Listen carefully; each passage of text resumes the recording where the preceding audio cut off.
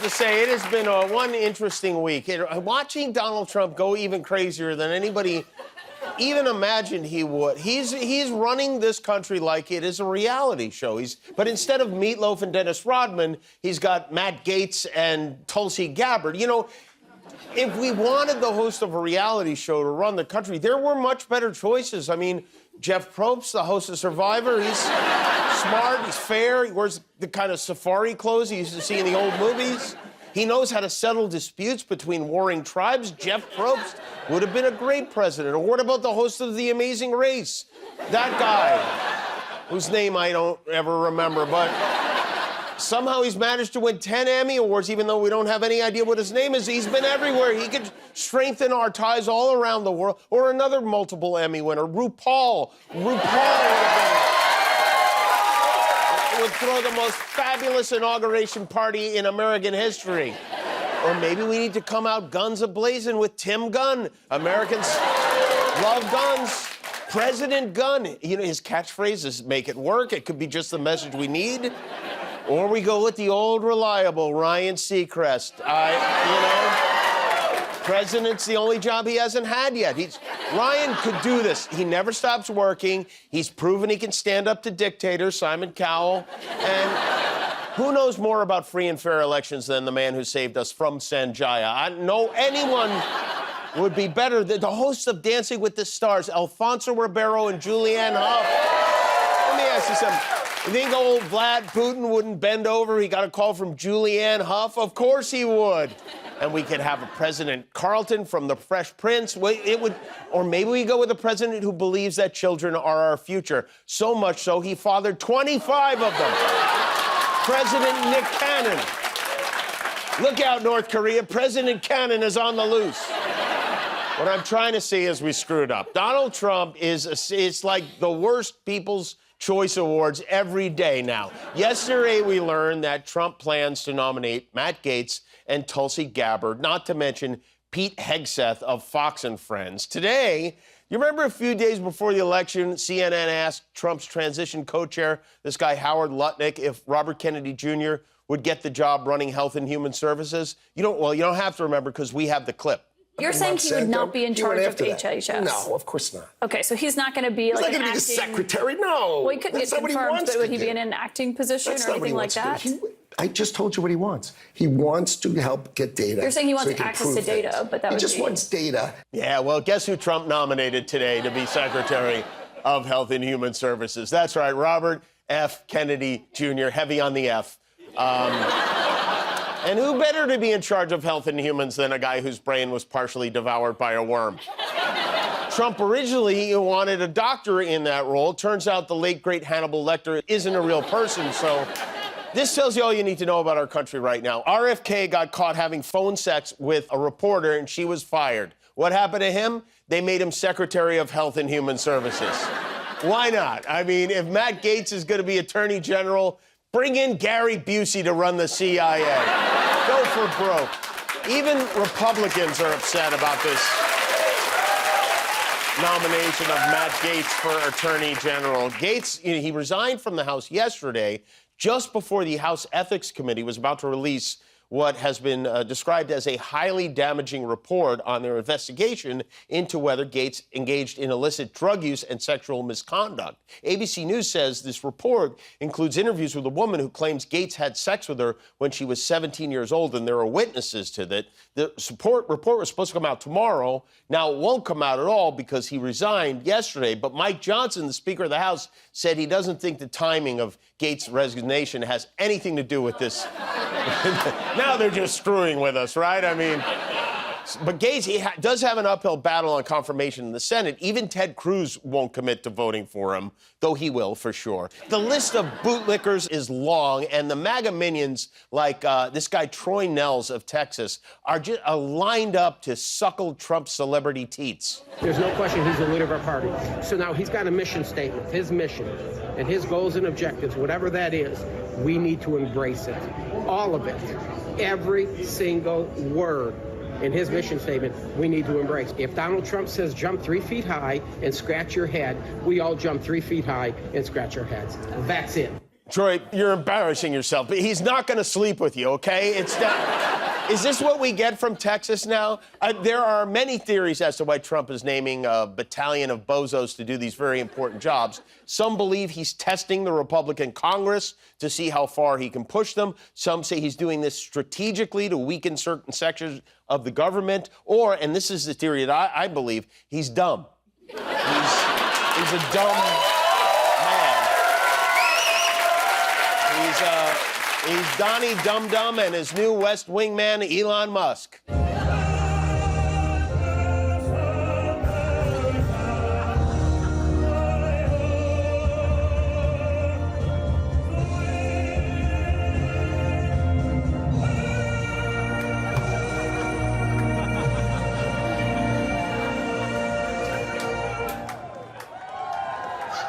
Wow, look at that. Let me tell you something. J.D. Vance must be tearing the seats out of his couch right now. Why is that not me up there pretending I know the words to God Bless America? Some Americans appear to have second-guessed their choice for president. According to Google on Election Day, in the states Trump won, searches skyrocketed for the phrase, "how to change my vote." I don't know, there aren't many things that explain this election better than the idea that there are people who believe voting is more flexible than Uber Eats. You can't change your vote. This is interesting, too. We looked up how many people have been searching the phrase, "am I stupid?" It was a flat line all year until the election. And then after the election, it went through the roof. And it's still going up. And by the way, if you have to ask, the answer is yeah. Things are very crazy here in the United States, but if it makes you feel any better, and it did me, this is how politics are going in New Zealand.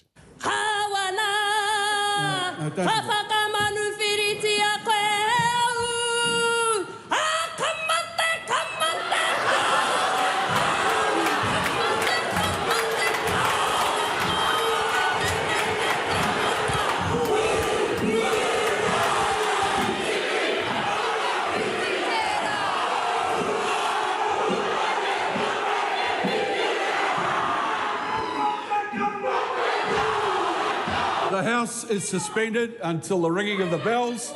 The gallery is to be cleared. Yeah, there you, hey, you know what? As far as protests go, that one was awesome. It really was. It was way better than January 6th. Their protesters are more talented than ours. On Friday night, the highly anticipated boxing match between Mike Tyson and Jake Paul. You going to watch that one, Guillermo? Yes, of course. You are. You're excited about it, yes, right? I'm going with Mike Tyson. Yes, I know that.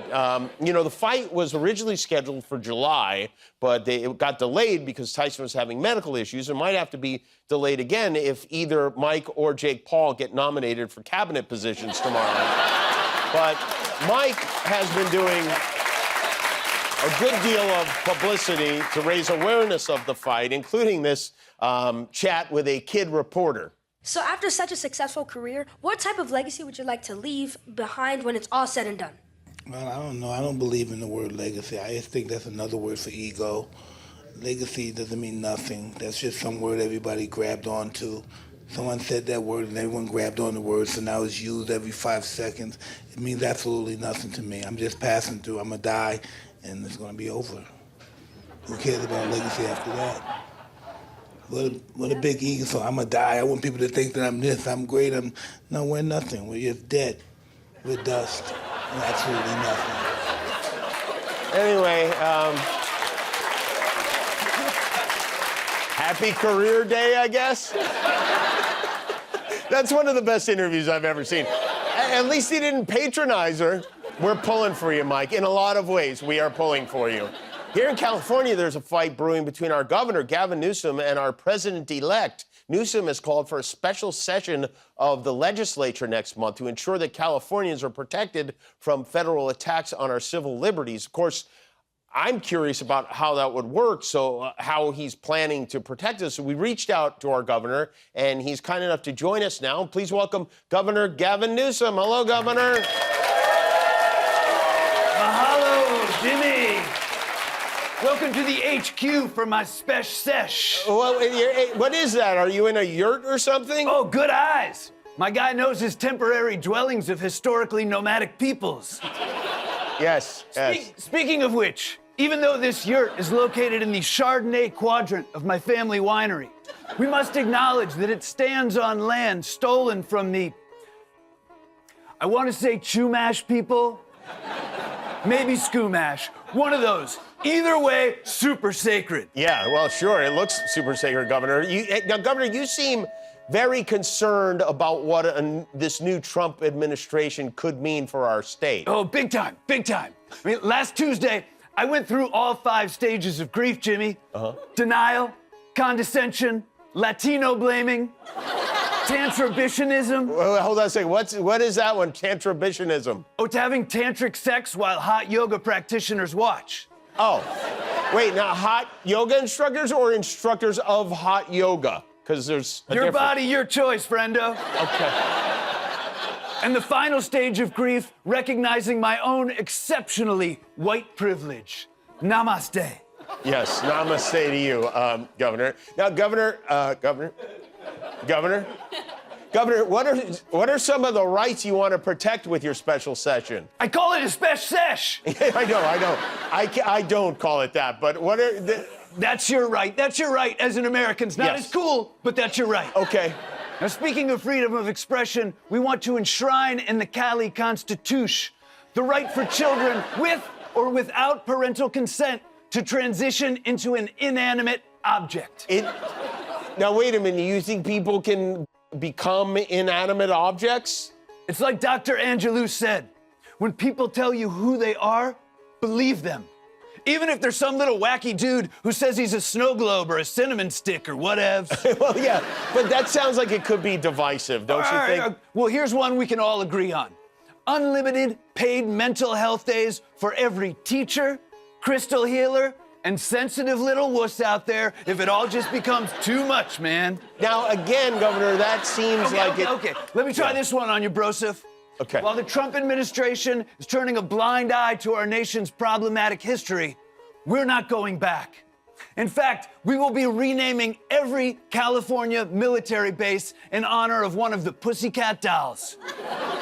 Camp Pendleton will now be known as Fort Electra, named in honor of 5-time winner of Maxim Magazine's most spank-worthy smoke show, Carmen Electra. Oh, yeah. Well, you know what? I think the troops are going to love that. But what about the big, scary issues like Trump's planning these mass deportations? What is your response to that? Jimmy, I have spoken to literally hundreds of undocumented immigrants hailing from every corner of my vineyard.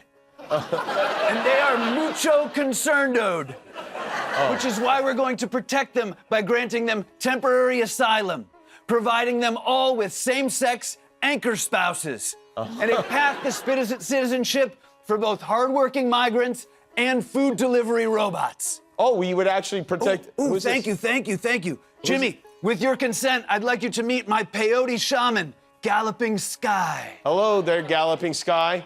Galapinski. Okay, sorry. Yeah. Well, whatever your chosen name, your indigenous wisdom knows no bounds. Now, hold on a second, Governor. I don't know that using hallucinogens is going to help the special session, you know? Sesh, Jimmy! I'm sorry. And that's where you're wrong. The ideas are flowing hard and fast, like right off the dome. We need protected minority status for WNBA mascots. Okay. A ban on same-race marriage. And the unrestricted access for the healing benefits of raw nut milk. Wait, did you say raw nut milk? That's right. Raw nuts. To learn more, check out rawnut.gov. But do not check out rawnut.com. That one is NSF dubs. Okay. All right. Whoa. You all right?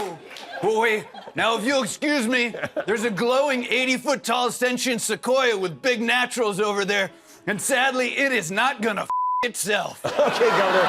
Well, we'll leave you to it then. Thank you, Governor Newsom. It's so kind of you to take some time.